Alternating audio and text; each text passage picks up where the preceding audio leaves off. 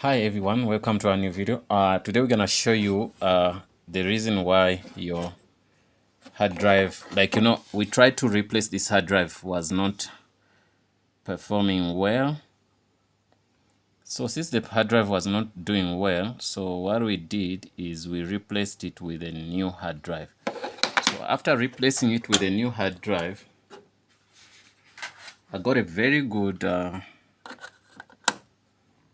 this is the hard drive I put in. This hard drive is a SATA hard drive, and it's SSD, so that was gonna give me a very good chance of my printer to be even faster. You know, these printers, the LaserJet Pro 500 MFP 525, they are a little bit slow when you switch them on, but when they start moving, they are not that slow, right? Okay, simple. Then I did replace this hard drive. I put on the hard what they call the firmware. The firmware went on nicely, but then still it was giving me errors and it says not bootable. Yet the hard drive is super good, right? Okay, it's fine. So I told myself maybe it's not easy to, maybe something is wrong with the hard drive, but there was nothing wrong with the hard drive. So what I did, I went and get another hard drive. The trick is one: if your printer uses a Seagate, so look for a Seagate hard drive to replace, then it's gonna work. This is a 300 gig, but this is also a 500 gig. You understand?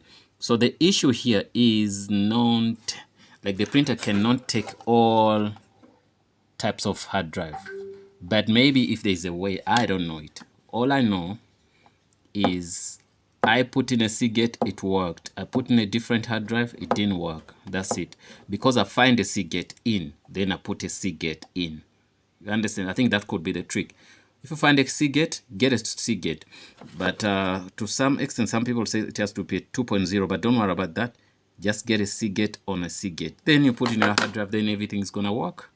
To be, what can I show you here?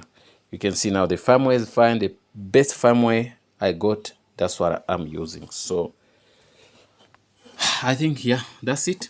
Please don't forget to subscribe. If you have something to do, something to suggest, you can suggest.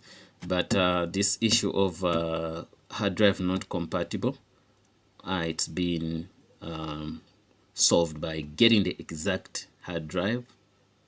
It said hard drive not bootable. Yes, get the exact hard drive, then you can do your stuff well. Okay, thanks for watching, guys. Don't forget to subscribe, and see you in the next video.